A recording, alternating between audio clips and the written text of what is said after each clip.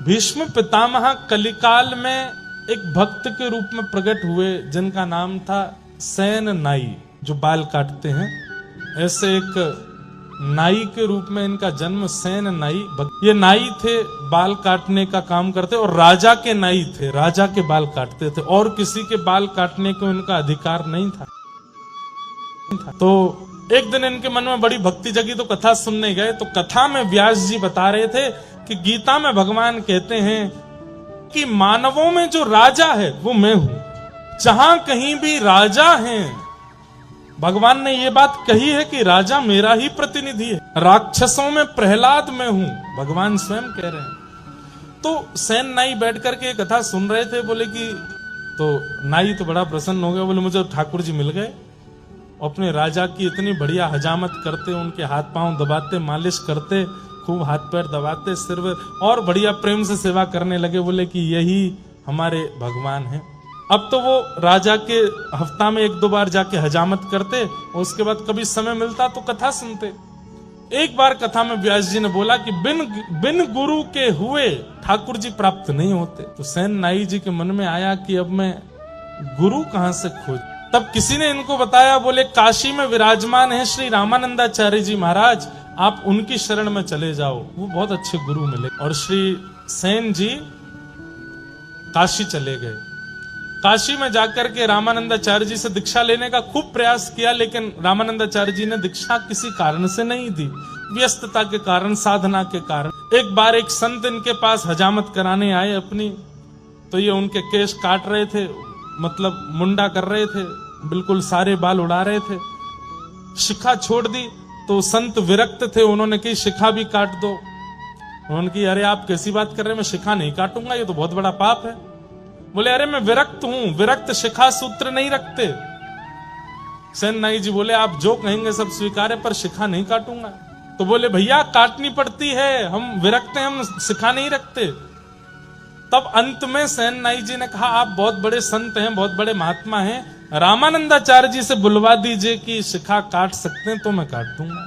सेन नाई जी ने बड़ी युक्ति समझी कि भाई इसी से गुरु सन्निधि भी मिल जाएगी और इनकी शिखा भी काट देंगे। संत लेकर के रामानंदाचार्य जी के पास गए तो रामानंदाचार्य जी को ये बात बड़ी अच्छी लगी कि इन्होंने लाख कहने पर भी शिखा काटी नहीं, कितना इनका भाव है।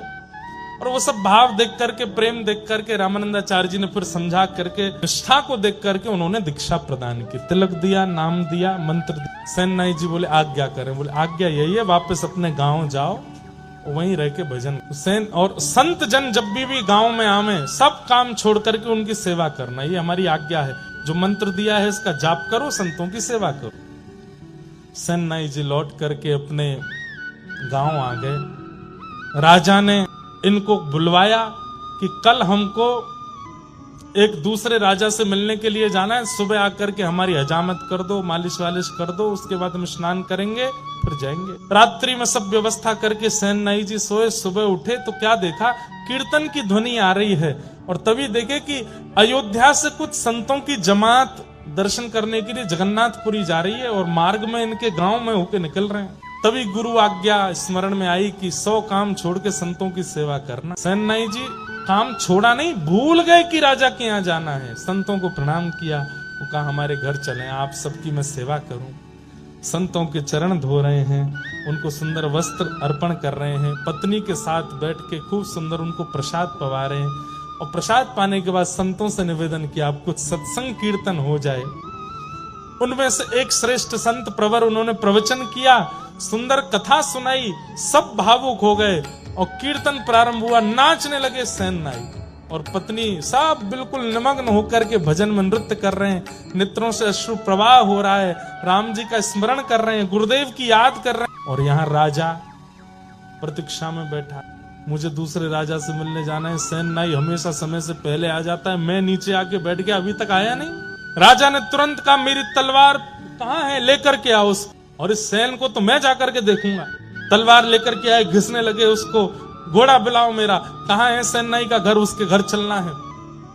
इतने में ही देखा कि सामने से दौड़ते हुए सेन नाई आ रहे हैं, हजामत का डिब्बा संभाल लें, कभी धोती संभाल लें, और दौड़ते दौड़ते आए। अरे महाराज महाराज महाराज महाराज, मैं आ गया। तो कहाँ रह गए इतनी देर? बोले महाराज क्षमा कर दें, बहुत बहुत विलंब हो गया। बोले नहीं नहीं नहीं, दंड तो तुमको मिलेगा। भगवान भगवान क्षमा कीजिए, आप बैठिए ना, मैं जल्दी कर देता हूँ, आपको विलंब हो रहा है। राजा बैठ गए, खूब सुंदर हजामत करी, खूब दाढ़ी वाड़ी सब करके, केश वेश। राजा क्रोध में तो था ही। बोले महाराज थोड़ी आपके हाथ पांव दबा दूं? बोले तू दबा तो दे, लेकिन दंड तो मैं तुझे दूंगा। हाथ दबाने लगे। आप इतना क्रोध करते हैं, अच्छे नहीं लगते हैं, आप थोड़ा प्रसन्न रहा कीजिए ना। हाथ पैर दबाते दबाते बोले आप थोड़े श्रमित हो तो मैं आपकी थोड़ी उंगलियां चटका दूं? बोले चटका तो दे, लेकिन दंड तो तुझे दूंगा। उंगलियां चटका दी, हाथ पैर। बोले आप कहो तो महाराज आपकी नेक थोड़ी कमर चटका दूं? बोले उससे कुछ दिक्कत तो नहीं है? वो कुछ नहीं हो, तो इतने दिन से आ रहा है सेवा करने, लेकिन आज तेरी सेवा बड़ी अद्भुत लग रही है, लेकिन मैं दंड तो तुझे दूंगा। अरे विराजिए ना आप, थोड़ी आपकी कंधे की मालिश कर दूं। ऐसे ठाकुर जी यहाँ पर सुंदर कंधा दबाने लगे। थोड़ा गर्दन अपनी टेढ़ी कर लीजिए, टेढ़ी करके गर्दन थोड़ा इधर कुछ करने लगे, तो वहां एक तेल का पात्र रखा था और तेल में प्रतिबिंब दिखाई देता है। जैसे ही तेल की ओर राजा देखने लगे, वो देख नहीं रहे थे, बस मुख इधर किया तो दिख रहा था। जैसे ही देखने तो प्रतिबिंब में क्या दिखा? मोर मुकुट, कटाक्ष नेत्र, ऐसी मधुर मधुर मुस्कान। पीछे मुड़कर के देखें तो सेनाई, और प्रतिबिंब में देखें तो ठाकुर जी। हम है कि क्या है पता नहीं, हो क्या रहा है। नेत्र बंद करके अनुभव करे तो हाथों का स्पर्श इतनी बार राजा ने किया, लेकिन आज जैसा स्पर्श नहीं। राजा सोचने लगे कहीं ऐसा तो नहीं है सच में ये ठाकुर जी ही हो। और बस ऐसा कहकर के राजा ने जैसे ही नेत्र खोले तो सैनिक जन खड़े थे। बोले वो सैन कहाँ गया? बोले वो तो आपकी मालिश कर रहा था, आप सो गए थे गहरी नींद में, तो वो बोला कि अब सब हो गया है तो मैं चलता हूँ। वो तो अपनी दक्षिणा लेकर के चला गया। राजा बोला कोई बात नहीं, अब इसको अगली बार देखूंगा, अब तो तैयार होके चलता हूँ। अपने वस्त्र आदि पहन करके राजा तैयार हुए। वहां सैन को पता चला राजा ने आज बुलाया था, मैं तो कीर्तन में रह गया। नाई बन करके पहली बार गए ठाकुर जी, अपने हाथ से हजामत करके आए, बाल वाल काट के आए राजा के, और मालिश करके आए, हड्डी वड्डी चटकाया है।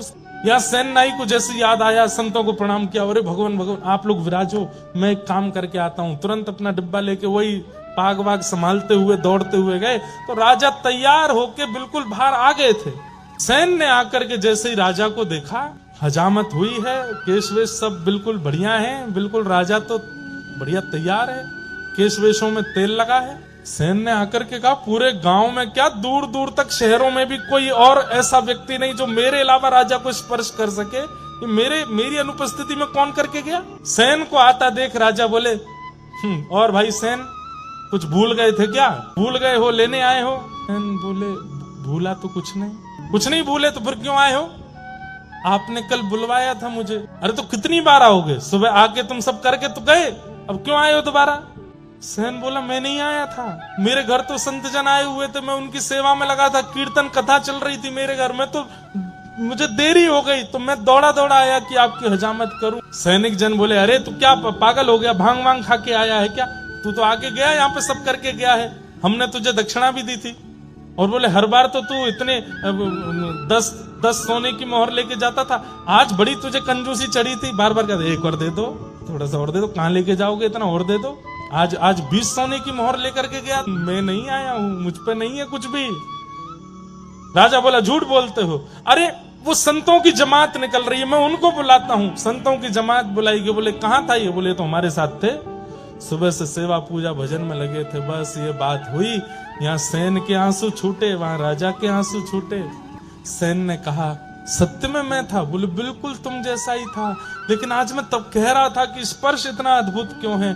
और तुमने सैन कभी मेरी उंगलियां नहीं चटकाई, आज तो उंगली चटका के गए, कमर चटका के गए, गर्दन वर्दन सब करके गए हो। और अंत में एक अनुभव मुझे हुआ था, क्या कि मैंने तेल के पात्र के प्रतिबिंब में जब देखा तो वहां सैन नहीं, वहां पर कोई मोर मुकुटधारी दिखाई दे रहा था। सैन तो बस वहीं मूर्छासी में आ गए, राजा के चरण पकड़ लिए, बोले धन्य हैं आप, मैं आपके अंग को छू लूं। क्यों? क्योंकि श्याम सुंदर आपको छू के गए, उसी ठाकुर जी ही आए थे। राजा ने तुरंत सैन को उठाया, राजा दंडवत हो गए, बोले कि महाराज अब आज से आपको मेरी हजामत नहीं करनी, आज से आपको ये सब क्रिया नहीं करनी है, तो आज से आप मेरे राजगुरु हैं, जिनकी कृपा से ठाकुर जी मेरे भवन में आ गए। जिनकी कृपा से ठाकुर जी का स्पर्श मुझे मिल गया, ऐसे आप नाई नहीं रह सकते, आप तो मेरे गुरु हैं। और उस दिन से सेन जी गुरु के रूप में प्रतिष्ठित हो गए। ये भीष्म पितामह के ही कलयुग में अवतार हुए श्री सेन जी।